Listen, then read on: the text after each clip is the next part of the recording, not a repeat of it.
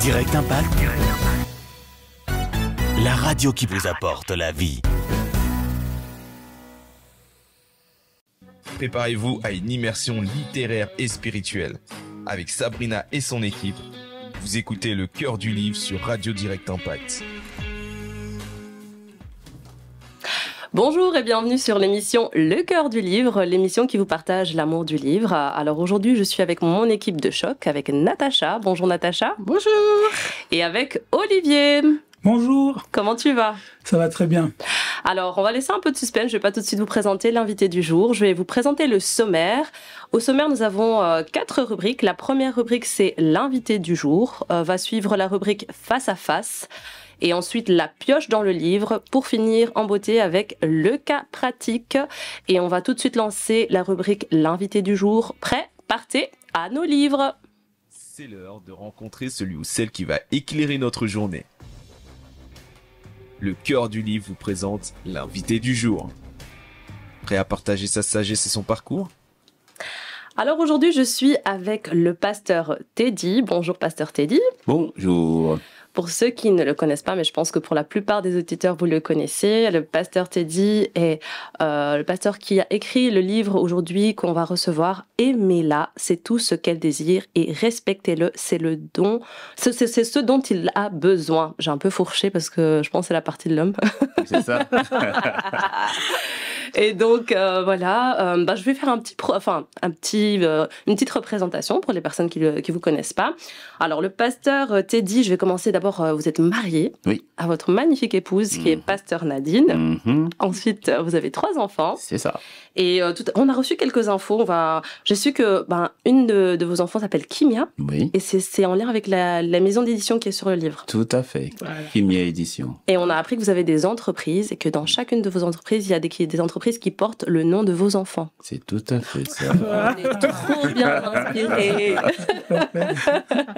Et on a le Saint-Esprit aussi. Ok. Et ensuite, on va finir en beauté aussi, mais vous avez plusieurs casquettes. Vous êtes pasteur aussi et superviseur des églises, de plusieurs églises au Bénin, des églises Impact Centre Chrétien. Tout à fait. Oui. Et vous êtes basé notamment à Cotonou-Sillon. C'est ça. L'église ICC. Alors, vous êtes aussi auteur et vous avez 4 livres. Alors, il y a les 2 premiers livres, donc Stop, ma vie doit compter, le volume 1 et le volume 2. Donc ça, c'est 2 livres. Ensuite, vous avez le livre La voix que tu entends, tracera ta voix. Et le dernier, qu'on présente aussi aujourd'hui, sur lequel on a mis le focus, c'est Aimez-la. C'est tout ce qu'elle désire et respectez-le, c'est ce dont il a besoin. Alors, pasteur Teddy, je sais aussi que vous avez des dons en chant. Ok. Vous chantez aussi. Ok. Je sais qu'il y a le titre Stop, ma vie doit compter. Alors, on va faire découvrir ça aux auditeurs. C'est parti.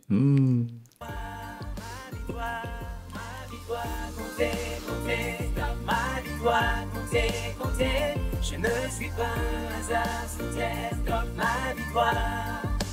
Ma victoire comptée. L'obéissance à Dieu vaut mieux que les sacrifices. Obéis à Dieu, ta vie sera un solide édifice. Ne laisse pas la peur du lendemain t'empêcher d'obéir à Dieu. Alors, c'était le son Stop, ma vie doit compter. Vous pouvez le retrouver aussi sur YouTube. En tout cas, moi, c'est là où je l'ai découvert et je suppose sur d'autres plateformes. Est-ce que vous êtes chanteur aussi ou vous avez... on va dire que je le fus. Et là, sur le son Stop, ma vie doit compter, j'ai surtout posé ma voix. Ce sont les jeunes escaliers qui ont rempli toutes les 80 et 99% du chant. Moi, j'ai posé ma voix à 2 reprises. Mais quand il m'arrive de chanter, mais de jouer du piano, ça, je continue. Ah, oui. Super. Ouais, tout à l'heure, on m'a donné un témoignage, on m'a dit que vous avez pris le piano à un moment, si je me trompe pas. Oui, ça m'arrive souvent. Oui, ça m'arrive souvent à défaut quand j'ai un chant et pour être sûr que le chant soit bien interprété, je préfère jouer d'abord et puis ensuite je repasse la main au pianiste pour m'assurer qu'il a bien les bons accords. Est-ce que vous avez des projets peut-être dans le futur de faire de la musique ou des sons encore? Oui, la musique, oui. Alors peut-être pas dans la pensée entre guillemets carriériste, même si non. Mais oui, on a beaucoup de chants nouveaux, beaucoup de chants nouveaux qu'on a vraiment à cœur de pouvoir mettre à disposition du plus grand nombre. Et oui, c'est un petit scoop, mais c'est vraiment un projet. C'est un projet par la grâce de Dieu avant la fin de l'année. c'est de pouvoir mettre... On en a fait un qui a été chanté dans la langue locale à Cotonou, en fond, et en français. Ça s'appelle Jesu Awanu. Et c'était un chant nouveau pendant un temps de prière, et on l'a travaillé, Wow. et je l'ai à disposition, et puis on l'a mis en fond, Jesu Awanu, et puis en français, Seigneur, je te dis merci, je te rends grâce. Waouh, donc on finit ici cette première rubrique avec un scoop, donc restez connectés. Et on est parti pour la deuxième rubrique, le face-à-face. Le face-à-face, c'est parti. Des questions, des réponses et bien plus encore. Dans le face-à-face, Olivier vous emmène de l'inattendu à l'introspection. C'est le face-à-face avec Olivier. Bonjour Pasteur Teddy, bon, on est vraiment ravis de vous accueillir donc dans l'émission. Très content d'être invité. Voilà, bienvenue dans la rubrique du face-à-face. Donc le face-à-face c'est quoi? Donc c'est un interrogatoire Ok, amusant, ludique, d'accord. dans lequel on va essayer de découvrir certaines facettes de votre personnalité que les gens connaissent moins. Donc ici, Ok. attendez-vous à des questions ludiques, parfois décalées, Ok, et on espère que donc ces questions vont permettre aux éditeurs de vous connaître un peu mieux. ok. Là, on va commencer donc la rubrique du face-à-face avec le jeu des 10 questions. C'est très simple. Mhm. Donc je vous proposer 2 mots et vous choisissez le mot qui vous correspond le mieux. Alors, Pasteur Stélie, Ok. est-ce que vous êtes plutôt plage ou montagne? Plage. Plage? Planifié ou improvisé? Oula. Non, allez, s'il faut choisir, quand même planifier. Planifié? Ouais. Introverti ou extraverti? Intro. Bible Je dirais papier? pas. On dirait pas que c'est vrai. Bible papier ou Bible audio? Ah. Intéressant. En fait, je préfère papier, mais je remarque que je travaille plus avec à papier ou audio, c'est ça? Ouais. Ah non, papier. Ok. Oui. Film d'action ou comédie? Ah. Allez, à choisir, action. Action? Instagram ou TikTok? Oh, Insta. Insta? Ouais. Vous êtes plus présent sur Instagram? Que TikTok, en tout cas, oui. Écrire le matin ou écrire la nuit? Ah, le matin. Le matin? Ouais. Football ou basket? Basket. Thé ou café? Ni l'un ni l'autre. Allez, à choisir. Oh, franchement, oh là là. Vraiment ni l'un ni l'autre. Non? Allez, à choisir Petit peut-être peu café, choisir. parce que je prendrai du café pour rester éveillé dans certaines circonstances. Ouais. Chocolat noir ou chocolat au lait? Non, lait. Au lait? Ok, mais bon, merci de vous être prêté au jeu. Donc, Pasteur t'a dit c'est basketball, c'est ça? Oui. Basket. Ni thé ni café. Ouais. Voilà. Planifié. Plage? Plage. Plage. Bible papier. Introverti? Introverti. Ah, on a appris Oh, quelque chose. Ah, on n'a pas. On aurait pu Oh, Même nos éditeurs, ils doivent dire « Ah, c'est pas possible !» Non, mais c'est ça. On dirait pas. Mais voilà, c'est vrai qu'on a appris pas mal de choses. Donc, on va passer donc à la seconde partie du face-à-face. Donc, ici, je vais vous poser quelques questions. Ok. Donc, c'est pas des questions classiques, c'est des questions un peu, voilà. Vous allez voir. Donc, Pasteur Teddy, si vous pouvez remonter dans le temps et que vous avez la possibilité de dîner avec n'importe quel personnage biblique, petite précision, ça doit pas être Jésus, qui choisiriez-vous et pourquoi? Waouh. Belle question. Il y en a tellement. J'aimerais bien. Allez, ceux qui me montent comme ça à l'esprit, je sais pas, j'aurais dit David. J'aurais dit David parce que son histoire avec Goliath est peut-être pour moi l'une des histoires les plus riches sur le plan de la prédication. Il y a tellement d'enseignements que je trouve là-dedans. Et oui, j'aurais dit David pour lui poser beaucoup de questions. Plusieurs questions. En fait, de toute façon, moi, je dis toujours, quand on se retrouvera au ciel, si vous ne me voyez pas, ne vous inquiétez pas, je suis là. Je suis certainement à la partie cinéma. Il doit y avoir un cinéma comme ça. Il doit y avoir un cinéma. Et moi, je veux voir les choses, comment ça s'est passé. Je veux voir son histoire avec Goliath, comment c'était exactement. Voilà. Et j'aurais tellement de questions à lui poser. Peut-être parce que la vie de David aussi est l'une des vies des personnages bibliques qui est le plus détaillée, aussi bien dans les bons moments que dans les mauvais moments. C'est vrai. Et je crois que poser des questions, savoir, mais tiens, comment tu t'es relevé quand tu as tué Uri, comment tu t'es senti, c'est vrai qu'il le dit dans les psaumes, mais oui, je crois que David a une vie assez riche. Il y a beaucoup de questions à lui poser. Alors, toujours dans le même ordre d'idée, quel événement biblique auquel auriez-vous aimé assister? Ouais. Question, ouais. J'aime bien les Effectivement. questions. Ouais. Elles sont cherchées, hein. Je pense alors, il y en a deux qui montent à l'esprit, mais en même temps, c'est parce que c'est à chaud, mais je sais pas si en y réfléchissant, je voudrais vraiment y être. Je suis pas sûr. Mais je serais très intrigué quand même par la crucifixion. Ouf. Ouais. Wow. Je dis intrigué, mais je ne suis pas sûr que j'aurais envie de le voir, de le vivre comme tel. Et étrangement, quand je pense à un deuxième événement, ben c'est au déluge. Je sais pas pourquoi je pense à des événements pareils. Ouais. C'est quand même, Ça devait être quelque chose. Mais c'est pas autant de déluge. Je sais pas, j'ai envie de voir Noé qui est en train de construire son arche et puis après les animaux qui viennent deux par deux. Je trouve un peu intriguant aussi. Donc étrangement, là, chaud, là, ce sont les deux événements qui sont pas les plus, les plus, on va dire, plaisants, les plus joyeux. Mais c'est deux événements. Sinon, s'il y en a un troisième qui me vient, c'est de voir quand Élie est enlevé, lorsque Élie est enlevé. Et qu'Élisée reste en bas. Je sais pas, c'est bizarre, c'est... Ouais, c'est qu'on avait échangé avec d'autres personnes. Quelqu'un nous avait dit l'eau transformée en vin. Ah oui. Et la Pentecôte aussi, avec le Saint-Esprit. Ouais, ça doit être quelque chose. Ah ouais. Alors, pasteur, t'es écrivain, mais grand lecteur ou pas? Ah, c'est très grand lecteur. Ouais. Ouais. Quel est le livre que vous avez lu récemment? C'est une question difficile parce que j'en lis souvent plusieurs en même temps. Ouais. Plusieurs en même temps. Donc là... Celui qui m'a le plus marqué, alors, peut-être. Le livre qui m'a le plus marqué? Ouais, dans ce que vous lisez. Dans ce que je lis récemment ou dans ce que j'ai lu? Récemment. Il y en a un que je viens de me procurer, que j'ai pas encore commencé, mais c'est sur les tempéraments. Je crois que c'est Lahaye. Oui, je crois que c'est Tim Lahaye, sur les différents tempéraments. Je l'ai vu et directement j'ai dit faut que je me l'achète et j'ai un frère sur place à Cotonou qui a dit tiens je l'ai et qui me l'a offert. Donc voilà, je l'ai pas encore lu mais je suis dessus. Et quel est le livre que vous recommandez le plus souvent dans tout ce que vous avez lu?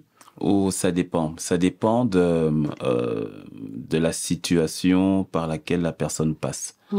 Mais c'est vrai que par exemple les jeunes qui veulent vraiment aller dans la notion de la dernière armée du Seigneur. C'est vrai que les jeunes, par exemple, je vais leur proposer Ultima Thule de Rick Joyner. Ceux qui ont vraiment des problèmes au niveau de la chair, directement, je pense au livre de l'apôtre Ivan sur l'ennemi public numéro 1, la chair. Et pour Ultima Thule, c'est peut-être pour les personnes qui nous écoutent, qui n'ont...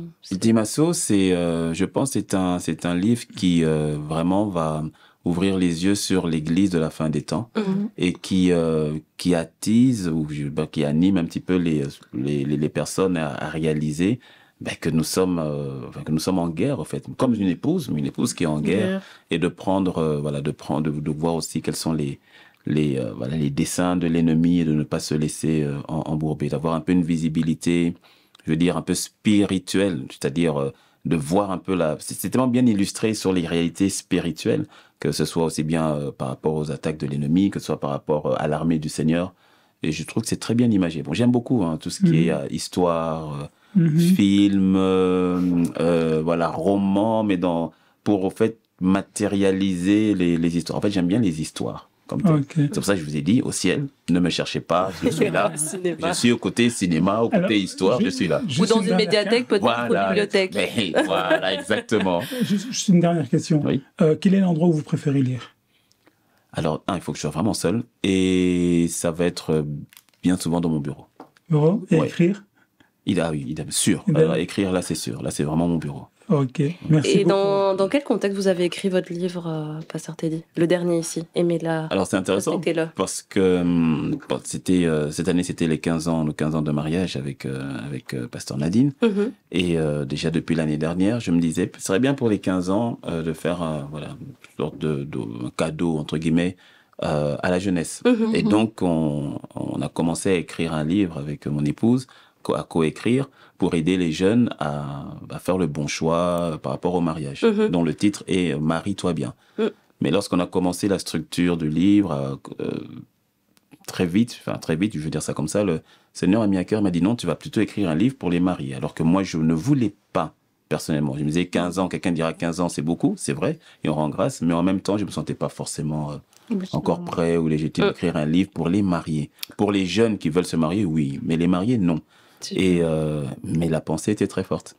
La pensée était forte, et j'ai obtempéré, mais en disant, je voulais pas non plus aller dans la notion tellement profonde du mariage. Le mariage est un mystère. Et je préfère laisser les pères aller dans les profondeurs du mariage. Mais le Seigneur m'a mis à cœur, tu vas écrire, mais de manière pratico-pratique, et sur un verset qui te parle, que tu connais. Super. En l'occurrence, Éphésiens 5, 33.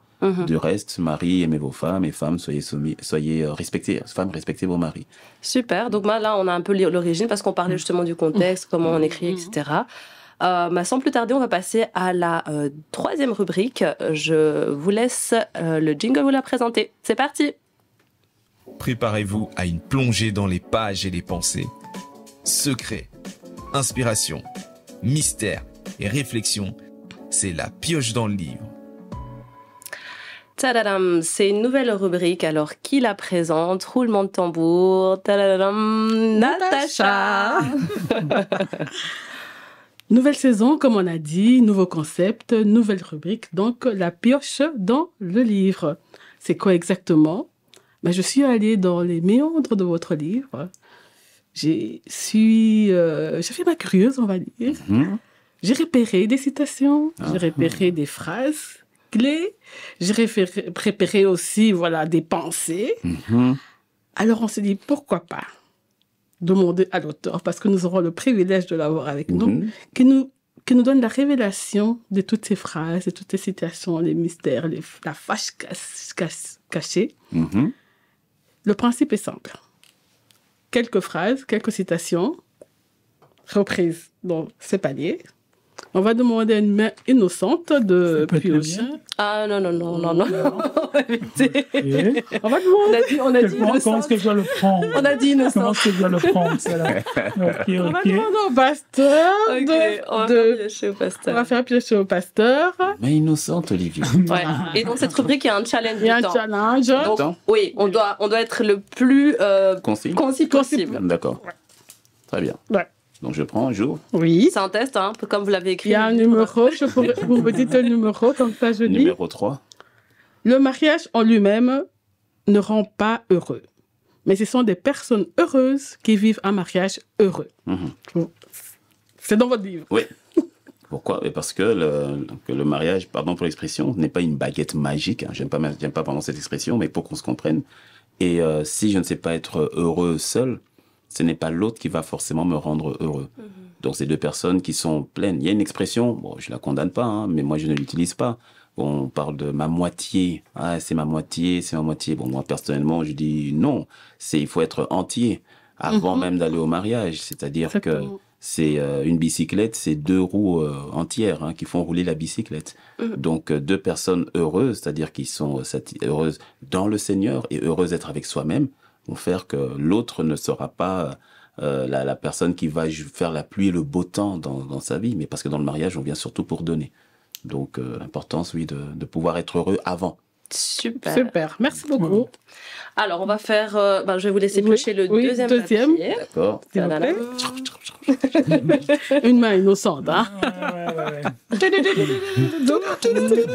Numéro 4. Le manque de communication fait partie du top 3 des raisons majeures de divorce. Oui. Et dans certains cas, on pourrait même dire que c'est le numéro 1. Parce que la communication, ou disons le manque de la communication, fait que la relation prend un coup automatiquement. On parle souvent de soit la communication, soit l'adultère, l'infidélité, ou bien la question sexuelle. À cela, on peut rajouter aussi la question financière, qui provoque vraiment des clashs dans le mariage. Mais le manque de communication appauvrit totalement une relation. Oui. Toute relation est basée sur la communication. Or, le mariage, c'est la fusion de 2 personnes. Et s'il n'y a pas le pont qui est la communication, automatiquement, on est asséché des 2 côtés. Super. Troisième question, la dernière. On va voir si on a encore le temps. 2. L'amour et le respect se méritent dans le mariage, ne se méritent pas dans le mariage, mais ils se donnent. Totalement. Totalement. Et ça Tout le monde est d'accord sur le plateau. Tout le monde. Et ça touche un petit peu, voilà, le cœur du message du livre. C'est que, Voilà. le titre est à l'impératif, hein, aimez-la et respectez-le. Ce n'est pas souhaitez-vous l'aimer. Non, c'est aimez-la. Parce que c'est ce que la Bible a dit. C'est aime ta femme et toi, femme, respecte ton mari. Donc, le conjoint n'a pas à dire tu ne mérites pas mon amour, tu ne mérites pas mon respect. Je te le dois. Et je te le donne. Ce n'est pas un chantage, ce n'est pas une contrepartie, ce n'est pas une récompense. C'est un dû. Et comme je l'ai dit tout à l'heure, dans le mariage, on vient d'abord pour donner. Donc moi, en tant que mari, je dois te donner l'amour à mon épouse. Elle n'a pas le mérité. C'est exactement comme le Seigneur nous aime. Ok. Il nous aime, mais c'est pas par mérite. Hein. C'est Mais ça. il nous Ah, aime. tout à fait. Heureusement. Ah, mais oui. Et de la même manière que nous devons d'honorer le Seigneur parce qu'il mérite l'honneur. Et on donne. C'est L'oxygène. c'est une sorte d'oxygène. Waouh. Moi, j'ai aimé ça. Ouais. Yes. J'ai aimé ça. Super. L'oxygène. Là, franchement, c'est vrai qu'on est un peu sur notre fin parce que là, on a parlé du livre, quelques points, c'est quelques questions. C'est vrai que ce livre, je le rappelle, le titre, c'est Aimez-la. C'est tout ce qu'elle désire et respectez-le, c'est ce dont il a besoin. Alors, ce livre, Pasteur Teddy, on peut le trouver sur quelle plateforme? Actuellement, il est surtout disponible au niveau des librairies Impact Centre Chrétien. Je dis actuellement, mais normalement, avec la maison d'édition, c'est vu d'ici septembre, il sera disponible en ligne sur Amazon. Ah oui, ça, il le faut. C'est bien. Il le faut parce que Aussi je pense... bien en format numérique qu'en format papier. Super, on attend avec impatience, donc restez connectés et puis accrochez-vous, en septembre on se lance tous et on va attaquer la 4e rubrique, c'est parti. Des défis, des solutions et une communauté qui s'unit. Bienvenue dans le cas pratique où le cœur du livre et ses invités explorent les chemins de la résolution. Alors, nouvelle saison, nouvelle rubrique. C'est une nouvelle saison, donc on l'a fait spécialement maintenant pour cette émission, donc on va continuer avec cette bonne initiative. Et donc, comme vous l'avez entendu, c'est le cas pratique. En fait, on pense aussi à nos auditeurs qui nous écoutent et qui se disent, bah voilà, moi j'ai un petit problème, j'ai ci, j'ai ça. Donc, on a vraiment posé des questions autour de nous, regardé aussi des personnes. Et voilà, on s'est décidé on va déjà partir sur un cas pratique et je vais laisser Olivier le présenter. Merci Sabrina. Et après le pasteur Teddy. Merci beaucoup Sabrina. Il n'était pas prêt. Il était prêt quand même. Il n'y a pas de souci. Il n'y a pas de souci. C'est vrai que moi, c'est plutôt planification, mais c'est pas grave. Ok. Donc ici, on avait discuté d'un cas. Donc c'est un cas qu'on rencontre souvent. Donc c'est une dame. C'est Gasparette, On va appeler Gasparette. La fameuse Gasparette. Gasparette qui travaille, qui gagne beaucoup plus que son mari. Donc son mari travaille, mais bon, il a un travail précaire, donc financièrement c'est compliqué. Gasparette donc supporte pas mal de choses à la maison. Elle supporte aussi la famille, donc c'est elle qui s'occupe beaucoup des enfants. Son mari Gaspard est pas très présent. En plus, elle le trouve très léger spirituellement. Et donc voilà, elle a un peu de mal. Donc on dit de respecter son mari, mais bon voilà, dans ces conditions-là, elle a un peu de mal. Donc qu'est-ce qu'on pourrait conseiller à... Et tu as oublié peut-être un petit point. Oui. Financièrement, elle supporte en fait tout le foyer. Ok. Voilà. Elle a tout sur ses épaules. Oui, un peu tout sous ses épaules. Qu'est-ce que vous lui conseilleriez par rapport au point, on va faire toujours le lien avec le livre. Ok, par rapport à Gasparette, c'est ça? Oui, par rapport à Gasparette. D'accord. Quel est son comportement? Qu'est-ce qu'elle pourrait faire? Voilà. Alors, on peut comprendre peut-être la frustration ou la situation qui n'est pas aisée, parce que c'est vrai que ce sont des cas qu'on retrouve. Mais pour lui donner le conseil, la première des choses, c'est qu'elle doit impérativement laisser la place à son mari pour qui il est. C'est-à-dire, il demeure le chef du foyer.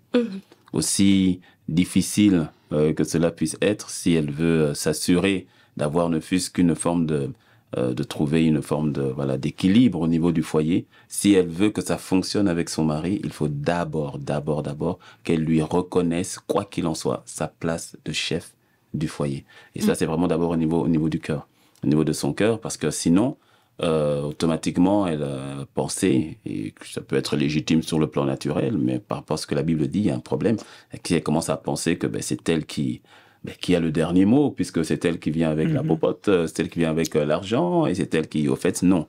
Le mari demeure le chef du foyer. S'il devait parler au mari, je donnerais d'autres conseils aussi, Oui, on est bien sûr, d'accord. bien sûr, bien sûr. Mais par rapport à Gasparette, ce serait ce point-là d'abord à faire, à être ce point de conscience à avoir au-dedans d'elle. On a vu, enfin, en tant que pasteur, parce que ce sont des cas que l'on voit, hein, et on a vu des femmes arriver parfois vraiment en pleurs, en disant mais j'en peux plus, j'ai un fainéant chez moi, c'est pas possible, franchement, quitte même, j'aurais dû être seule et autres. Et à ces personnes, quand elles sont nées de nouveau, c'est plus simple.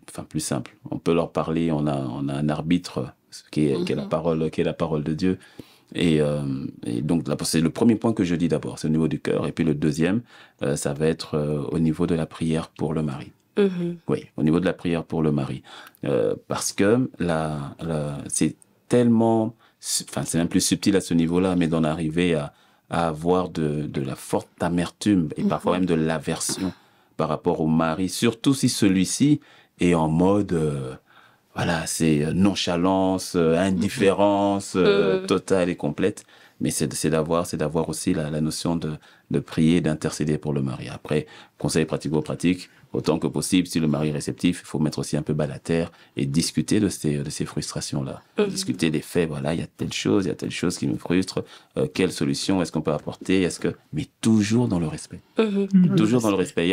Il y a un défi chez l'homme, c'est qu'il y a cet ego, l'homme surtout qui n'est pas restauré, c'est que même si la femme a raison, mais si elle peut avoir raison dans les mots, mais avoir tort dans le ton. Et si le ton qu'elle utilise n'est pas accepté, même si elle a raison, ben, au fait, le mari va rester sur sa position. Il faut avoir cette sagesse de pouvoir s'adresser à son mari, surtout que bien souvent, parfois il y en a qui sont vraiment irresponsables, c'est vrai, mais bien souvent, le mari qui est dans cette situation, il en souffre aussi. Il en souffre aussi, et comme les hommes de manière générale, ne sont pas aussi prompts à la communication, mais il a un faux fuyant. Et des fois, il va se réfugier chez des amis, voilà, dans sa PlayStation, ou bien devant son match de football. Mais au plus profond, bien, parfois, l'homme en souffre, surtout lorsqu'il a essayé, que ça marche pas. Et là, il n'y a rien de pire qu'une femme qui vient et qui l'assomme encore son épouse pour dire ah mais vraiment tu es un nul, c'est pas possible, ma mère avait raison, il n'y aurait jamais dû t'épouser. Ça devient compliqué. Merci pour cette réponse. Et vraiment, moi, j'invite nos auditeurs vraiment à acheter ce livre, à vous le procurer. Parce que là, on a eu un court temps pour pouvoir échanger. C'est déjà quasiment la fin. Mais vraiment, je répète donc le titre, Aimez-la, c'est tout ce qu'elle désire et respectez-le, c'est ce dont il a besoin. Et vraiment, vous allez découvrir plein de choses. Moi, ce que j'ai beaucoup aimé dans ce livre, il y a beaucoup d'exemples. Vous expliquez, vous donnez par exemple un exemple avec les lunettes, que les femmes ont une lunette d'une certaine couleur et les hommes. En fait, ça nous permet vraiment de comprendre ces deux mondes qui sont deux mondes totalement différents. Et voilà, c'est en tout cas un livre qu'on conseille ici. L'équipe a été super contente de le lire. Alors, je vais juste finir donc doucement en rappelant donc que le livre il est accessible. Enfin, vous pouvez l'avoir généralement dans tous les Impact Centre Chrétien. Donc il y a aussi j'ai oublié une librairie en ligne. Vous pouvez aussi la voir. Ça s'appelle église.shop. Église.shop. Et quels sont vos réseaux sociaux, Pasteur Teddy, pour les personnes qui sont intéressées à suivre Facebook, Instagram. Et je me lance maintenant de plus. J'y suis déjà, mais je vais vraiment me lancer de plus en plus à partir de septembre sur TikTok. Super, on vous attend. Et n'hésitez pas à parler aux hommes et aux femmes. Et je vais vous laisser le mot de la fin en 1 petite minute. Et ensuite, on clôturera l'émission. Ok, c'est la notion du mariage et c'est une institution qui est divine. Hein. C'est Dieu qui a créé le mariage. Et le mariage est une bonne chose à partir du moment où on le vit selon les principes de Dieu. C'est comme une voiture. Une voiture est une bonne chose tant que celle-ci demeure sur le goudron. Une voiture dans un lac ou dans un océan devient un tombeau. Et le mariage, lorsque celui-ci n'est pas vécu selon les principes du Seigneur, peut devenir très, très, très malsain. Et le but de ce livre, c'est de pouvoir aider, consolider les bons mariages et les aider à avoir un mariage encore plus solide et puis aider les mariages qui battent de l'aile. C'est pas parce qu'un mariage bat de l'aile que forcément il est mauvais. Bien souvent, c'est juste des principes qui n'ont pas été appliqués, des fois l'orgueil qui a pris le dessus. Dans ce livre, ça emmène à beaucoup d'humilité parce je m'adresse aussi bien aux hommes qu'aux femmes et parfois aux deux en même temps, mais sous un angle de la parole avec beaucoup d'humilité. Et vraiment, dernier mot, ce livre va aussi vous emmener à agir avec grâce vis-à-vis de votre conjoint, avec beaucoup de miséricorde. d'accepter l'autre tel qu'il est, pour qui elle est, pour qui il est, et puis de rendre grâce à Dieu pour les différences de votre conjoint. En tout cas, je prie que le Seigneur restaure ou bien consolide les foyers actuels ou les foyers à venir, et cela dans la grâce de Dieu. Amen. On est tous mariés ici. Voilà, on clôture vraiment cette émission avec cette belle phrase. Et vraiment, le cœur du livre aujourd'hui, c'était vraiment basé sur les relations. On conseille aussi ce livre aux personnes qui sont célibataires. Oui. Vraiment, n'hésitez pas. Je vous relance aussi, n'hésitez pas à vous abonner sur nos pages réseaux sociaux. Nous sommes sur YouTube, Radio Direct Impact, sur notre page Instagram, également Radio Direct Impact. Et vous pouvez toujours télécharger également. Vous pouvez aller aussi sur Spotify. Nous sommes aussi sur Spotify. Et donc, voilà. En tout cas, merci beaucoup, Pasteur Teddy. Merci à mes acolytes et à très bientôt avec de nouvelles émissions, un nouveau vent. À très bientôt. Préparez à nos livres. Le chapitre se termine, mais l'histoire continue. À bientôt dans un nouvel épisode du Cœur du Livre, ici sur Radio Direct Impact.